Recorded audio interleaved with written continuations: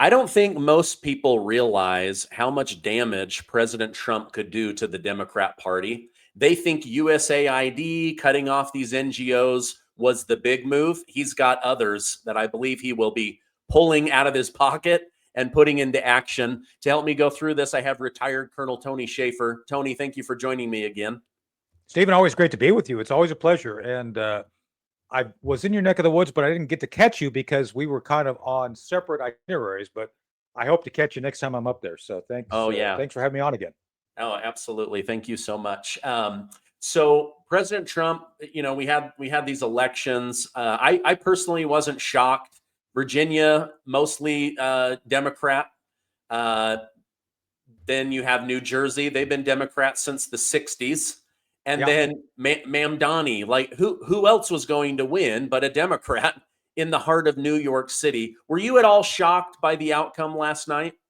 I was hopeful because I actually went up and spoke on behalf of Jack Chittarelli about a month ago that Jack had a chance. I mean, uh, Mikey Sherrill had some real integrity issues. She was part of a cheating scandal. She wouldn't release her disciplinary records. She made like $7 or $8 million and couldn't explain how. Well, she's a member of Congress. Like, oh, I don't know how I did that. So I was hopeful, but beyond that, no. I think a lot of people who are essentially brainwashed. I'll be blunt.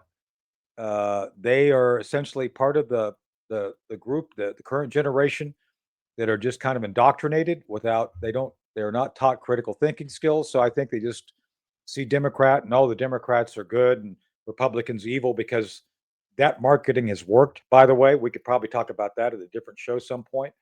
But yeah, I don't think there should be anybody. And I know the left is crowing today about eat S MAGA. It's like, yeah, these are your places. California. I had my friend Cherie Curry on last night, who's a native Californian. She's a rock and roll star. She's been a conservative her entire life, even when she was a rock and roller in her teens, and she's appalled by her state and all the damage being done by the left. This Proposition 50 is more, Gavin Newsom tweeted out today, Stephen, that, we're making America great again. It's like, no, you're moving California into the Soviet Union, one party. I mean, the Soviets, for those who don't follow, Stephen, the Soviets were Democrats. They were very happy that they had a party and they had votes, but it was all one party and they all voted for the same thing. There was no choice. So it's like, yeah, people tend to forget that the Soviet Union was a socialist Democrat, republic. They did have all of the stuff that we do, except one party. But I digress. So I'm not, and so people shouldn't be thinking that this is somehow a blow against President Trump or MAGA. Although President Trump put his toe in the New York race by endorsing Cuomo. But Stephen, let's be honest here. If your final pitch to the voters, which Cuomo made last week, is, "Hey, I'm really sorry I killed your parents by putting them in nursing homes where COVID was at. I'm really sorry about that." If that's your closing argument for people to vote for you, I don't think they're going to vote for you. So I'm not surprised about New York. So. Yeah, I was hopeful for Jack up in New Jersey. He lost by only 3 points to Murphy a few years ago. But one thing that I want my audience to understand, and I know you get this, but about a month ago, there was a special election in Arizona, and it went to Democrats. And every Democrat on Twitter was saying, "You see how much they hate Trump. He's not a king." Well, you just go to ChatGPT and you ask, who primarily wins this area? Democrats. Same thing in Virginia. Democrats, right? So they're bragging about keeping the areas that they already had. Like, this doesn't mean that the country's mad at Trump. So I don't think that this is a reflection on the 2026 election. I think that a lot of that is just going to come down to, does life feel affordable and safe under the GOP? And I think that will win the election. I think so. And I was talking to folks from New Jersey earlier today who've been to Chicago, and there's a slow but steady rejection of Democrat policies. And let's just bring up Southern Chicago. south side of Chicago. The blacks there are fed up with being told, "Oh, you're safe, just shut up," by white people. It's like, yeah, don't complain about your people dying. It's all Trump. It's like, Stephen, Republicans haven't been in power in Chicago for like 100 years. So it's all Trump's fault. So I think people in areas which are not infested by the woke mind virus or the Democrats, whatever you want to call it, see it the same. By the way, another quick note on the issue of the midterms next year. North Carolina is in the process of redistricting. The Democrats have no say in it, and nor does the governor Josh Stein, because our Constitution is written that the legislature determines the basic lines for elections. And guess what? The Democrats are going to lose 3 districts. Wow. So what's happening right now? And I live in the 1st district. Don Davis is our congressman. He's a Democrat. Well, most of the counties are Republican. The only reason he wins is because he's got a 3-point lead, because they put a couple of urban areas into this deep blue part of North Carolina. Well, Stephen, the moment you pull those deep blue cities out, it's all Republican. So they're basically going to force him into a district that, and then they're going to put the blue cities back into another red district, which is heavily red, which is geographically aligned, but essentially lets the water rise to its natural level, which is most people in this region are Republican. The left's has already gone nuts. And basically, what is it? You're saying that we Republicans have to accept Democrat leadership because of skin color? Are you kidding me? It's reverse racism. So I'm just saying, Don Davis, the current Congress member, he's trying to come across as very bipartisan because he sees the writing on the wall. Next year, he's going to be in a plus 11 Republican district, and he's not going to win.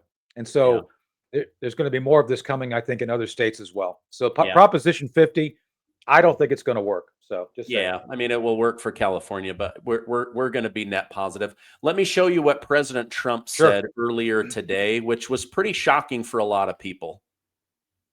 Legislation at levels you've never seen before, and it'll be impossible to beat us. By the way, if they do, they're going to do it anyway, and they are going to immediately do the filibuster. And when they do the filibuster, they're going to pack the court. They want at least five justices. Now I hear it's up to 5. I actually heard up to 7 and up to 9, okay? They want new judges. They want to pack the court, and they will do it in the first day, maybe the week. Maybe they'll slow it down because there's no reason to rush. But they'll do it first week. They'll vote on this. And I have friends over there that are Democrats, I'm close to a lot of people. And I asked them about that because some people say, well, maybe they won't do that. I mean, they destroyed the career of Manchin and Sinema, and they got them out. They were the only objectors. Nobody else is going to object. They're going to do it the first day. They're going to pack the court. They're going to make D.C. a state, and they're going to make Puerto Rico a state. So now they pick up 2 states. They pick up 4 senators, okay? You think you have problems? They're going to do all of the things. They're going to pick up electoral votes. It's going to be a very, very bad situation. And it's done. It's done. As soon as they attain power. Now, if we do what I'm saying, they'll most likely never attain power because we will have passed every single thing that you can imagine that it's good and all good for the country. And there'll be no reason to. If we don't do that, people will say they're not doing much and they're in power. So the good news is we did the great, big, beautiful bill, and it's the greatest thing we could have done. And the smartest thing with John and all right, give me your thoughts on this, because there's a lot of stuff that Trump wants to do that I believe is good for the country, but the filibuster is the thing that makes a bill harder to pass through the Senate. I was opposed to Biden doing this, but I was also opposed to Biden. Your thoughts on getting rid of the filibuster? So the Democrats in this particular cycle were never going to vote for the continuing resolution keeping the government funded, because what they wanted to happen happened. They wanted to have their base show up in numbers that are sufficient to win. Now, I'm going to take a little left turn here and give you a little fact, which I think the Democrats are hiding, but they need to be concerned about. Stephen, The Republican who won, the Democrat who won in Virginia, Spamberger, won by within only 10,000 votes. She had within 10,000 votes of Terry McAuliffe, who lost the last election. That is to say, the numbers were virtually identical. So the base turned out, which is what the Democrats wanted. There was not this overly enthusiastic overvote on the conservative side, which resulted in Winsome losing. I'm just saying this was all about the turnout of the base for the Democrats, so they could have what they have today, this victory. This Pyrrhic victory is like, okay, you won in your areas, great. What Trump is saying is upending all of that. And I fundamentally have believed that the filibuster rule, the 60-vote rule, it's a necessary evil to kind of maintain some level of integrity and slowing the system down. At this point, the Democrats don't care. I don't know if we should care because we've got 3 years left, Stephen, 3 years to get through all of this stuff. And, maybe it's time to just say, Democrats, we're tired of your nonsense. We're going to fund the government and we're just going to get through all of our stuff and make it so that, and if you do it, if you lower it, if you do to 50, you got to go great guns and you got to go all the way. There's a great scene. You've probably seen the movie Apocalypse Now. Don't get off the boat unless you're going to go all the way. So if you're going to get off the boat, go all the way. Do everything you need to as rapidly as possible. He hasn't gone after and fixed as much of the Democrat policies that I'd like to see him fix regarding subsidies. One of the things that drives me nuts is the subsidy that we give to agriculture to create alcohol to go in gas. That's harmful. It's like we pay all this. It's like time to get rid of that. Time to get rid of subsidies for green energy. Green energy. The one thing I always tell people you need for green energy is fossil fuel because green energy doesn't work on its own. So I'm just saying that's an example, but he needs to go way further to get rid of all that stuff. And he could do that by getting rid of the filibuster. He could get more people approved too, but without the filibuster as well. I mean, if a straight up 51 vote majority, getting people through the confirmation process, which I think has been used, do that for everything from now on. That may be the way to go at this point because the Democrats are going to do everything they can to stop and then return to using the filibuster or whatever they have against us at the end of time. So I'm mixed on it, but I think maybe it's time to end the filibuster rule. I don't know. Yeah, I have mixed feelings about it as well because it did keep Biden from pushing an even more radical agenda. They did want to pack the courts. I think they knew they didn't have the votes, so they backed off. They pushed through those Obamacare credits so that they would expire when they believed that a Democrat would be the president, Kamala Harris. But now they're using it as a weapon against Trump. And Trump said two things last night. He said, one, I wasn't on the ballot, so we didn't get the turnout. And two, the shutdown has hurt us. Exactly. Even though a lot of people blame the Democrats that wanted to vote, they were pissed and they came out and voted. And so in the end, it was effective. It wasn't like they won in a landslide or anything like that. But we've got to get more people out there believing. The other thing you brought up, Colonel, was as far as getting rid of this filibuster. There's like I think the Republicans gave 13 or 14 continuing resolutions under Biden. No problem. We wanted the government to function. When it came to pushing through the people that he had not nominated or put forward, over 90% of those went through very, very quickly, almost no pushback. Yes. Every single person that Trump tries to appoint, they try to drag it out to the nth degree. So they're doing everything they can to not give him a government. And then they're going to try to win the 2026 election so that they can impeach him on day one. Right. Exactly. So you might as well, everything you said is absolutely factually correct. Accept it as fact and move forward. President Trump, I think, has to function from the premise that you've got another year of unlimited ability to do things. Take advantage of that.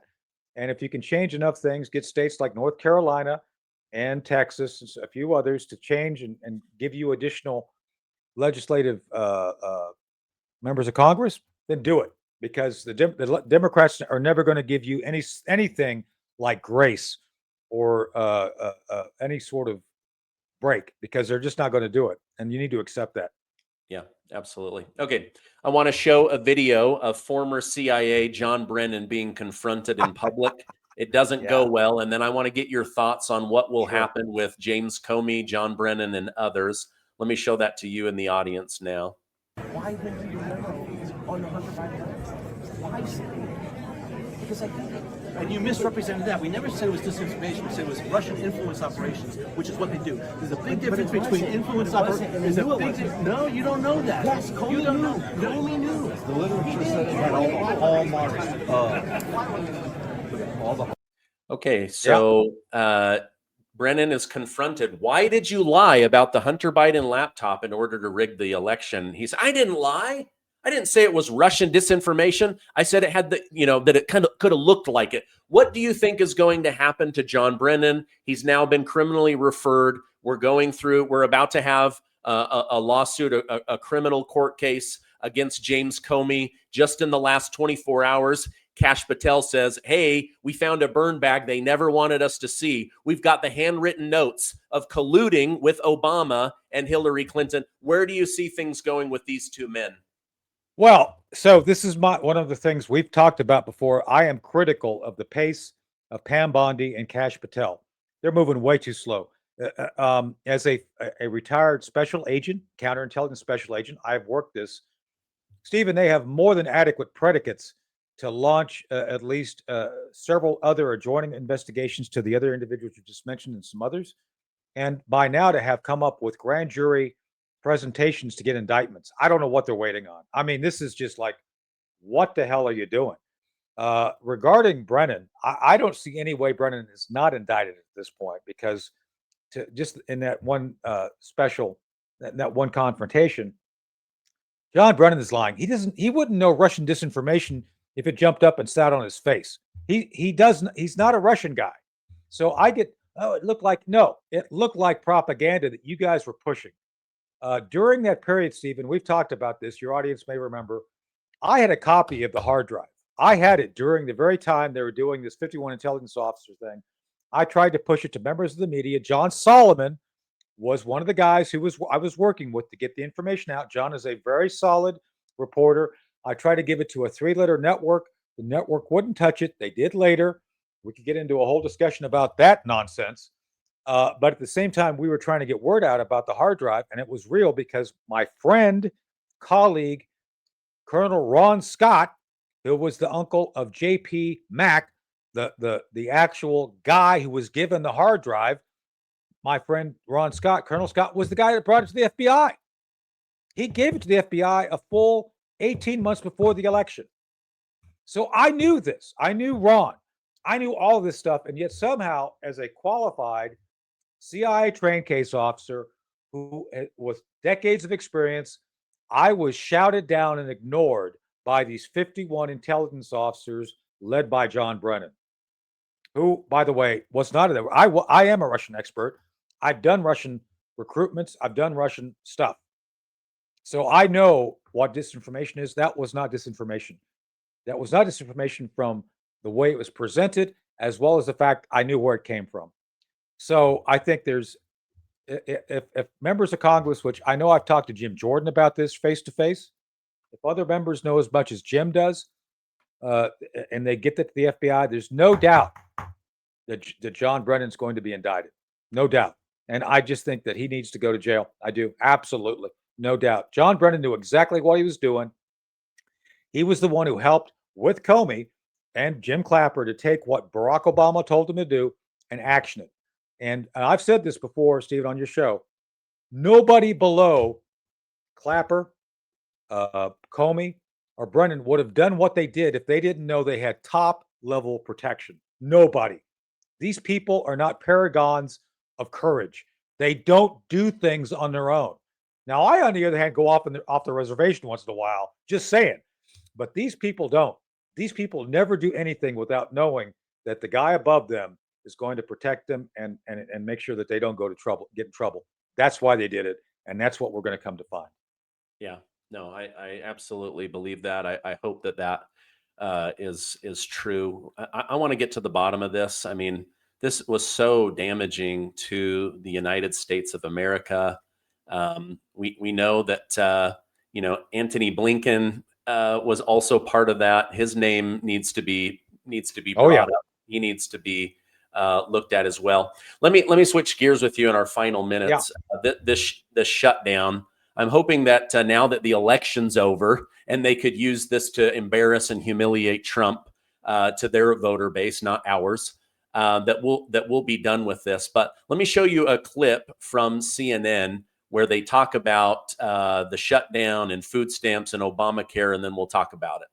The entire reason the government is not open right now is because Democrats refuse to be complicit in having millions of Americans, including 100,000 in Kentucky, your home state, if I'm remembering correctly, Scott, that rely on ACA, that would see their premiums rise several. Which you can deal with separately. It doesn't have to be, those two things do not go together. But the way that they're doing this right now, they're combining both. Voting to support the budget still doesn't, if you keep it closed, doesn't fix the ACA. The ACA needs to be reformed. Healthcare needs to be reformed. This is a way bigger question. You guys failed at that last time. The whole thing was repeal and replace. You had a trifecta. You tried this. You failed. David, that's not true. They're still in the concept of a plan stage. No, in terms of they've been in the concept stage since 2000. But David, you would admit that the ACA was a Democrat legislation, yes?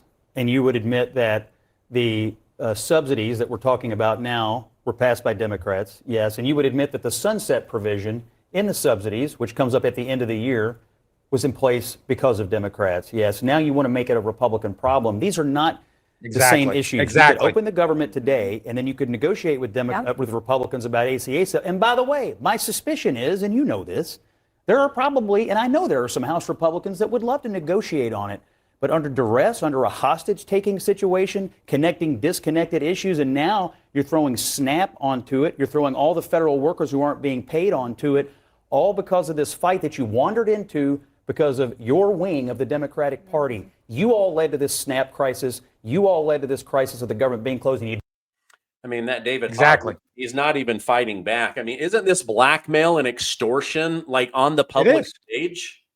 Yeah. And by the way, speaking of a little trivia, which is relevant to Scott's point, when the vote came up to sunset the government subsidies, not a single Republican voted for it. The Republicans were going to allow them to stay. Think about this. It's like not only because basically Republicans said this is not our deal. We're not getting involved. So we're not going to vote for or against it. We're just not, we're not voting to end the subsidies. So that's what's even more ironic to Scott's point. The Democrats voted to end the subsidies, not Republicans. So this is completely their mess. And I remember Obamacare coming in. And one of the guys I was most upset with is the late Jerry Connolly. I have nothing good to say about Congressman Connolly because he was one of the guys who basically, in Northern Virginia, my representative, ended my ability to have reasonably inexpensive health care insurance. I was paying probably $600 a month for what I needed for my family. That would have gone from $600 to literally $2,100 a month because of Obamacare, because I had to pay for things which weren't relevant to me, like all these things regarding women's health. Like at the time my wife was older, she didn't need some of these things. It was insane. And so everything they're talking about at this point is they're doing. So I agree. It's not our job to fix their mess. Should we fix healthcare? Yes, but you're not going to do that by maintaining a series of laws and programs which were fundamentally designed to allow healthcare to become so expensive, the only option left is for the government to take it over. That's what Obamacare was designed to do. It was never designed to be affordable. It was designed to be catastrophic and end healthcare the way we know it for this single payer system. That's why they did it. That's what they're trying to get to. And it's just time that we say, no, we're not going along anymore. It's time to stop the nonsense. Yeah. Yep. I mean, it's extortion. Listen to this lady. The light bulb just went on and she realizes how screwed she has become by the Democrat Party and Obamacare. So I just went down the Affordable Care Act rabbit hole, and I'm genuinely shocked that Americans are not more outraged about this entire thing. The Affordable Care Act subsidies that the Democrats are requiring to extend in order to reopen our government are subsidies that are paid with taxpayer. Obama said you must use the Affordable Care Plan or pay a fine or get insurance elsewhere. You must have insurance. You must use Obamacare. It will be affordable. And then it ended up not being affordable at all. So we had to subsidize the cost of it with taxpayer money that is paid directly to insurance companies who are causing the driving up of healthcare costs in the first place. This is such a scam. And people aren't outraged. Like, it sounds so noble that the Democrats want people to have affordable health care, but Obama forced people to have affordable health care that wasn't affordable at all, so taxpayers have to pay it, but we pay it directly to the private insurance companies that make health care unaffordable. Exactly. Can someone clarify if I'm missing something? Because this is wild. All right. So like she's now just having her eyes open, realizing, okay, wait a minute. Like they forced us onto something telling us it would be more affordable. They themselves made it completely unaffordable. Now they're trying to force us into it. And either way, we're paying for it with our taxes. And the money doesn't even go to us or to make it more affordable. It just goes to these insurance companies. The insurance companies were always going to be the beneficiaries of this whole thing. And by the way, they'd still be the beneficiaries because they still be the providers, the dolers of healthcare if the government took over. They want to be paid. They don't care who gets paid. And I think that's the problem right now. They cut such a good deal for the insurance companies. They don't want to change. There's no incentive to look at how they can reduce bureaucracy, reduce process. Now, some of the folks, I've told you this before, Stephen, some of the folks here in Chewan County and Edenton watch your show. They come up and talk to me all the time in this store. The reason I'm saying this is I'm on the local hospital advisory board. I'm a county commissioner. I got stuck on there. I've joked about the fact that I'm on so many medical committees and commissions now, they ought to send me to medical school, but they won't. Just saying. But it would be good. You know, I think I could be a pretty good doctor. You know, it's not too old to learn at 60. Anyway, my point being is that the hospital system here, ECU Health, is a nonprofit. They run on a very small margin, between 1% and 2%, to continue to invest back in the infrastructure. They just had a gala that for a birth wing. We had a record number of births in our county last year, Stephen. 400 births in a little county. 14,000 people, 800 births. Great number. So we as a community are working together to maintain accessibility, durability of services, making sure enough doctors. Heck, I didn't have a primary care doctor for 3 years because it was such a deficit.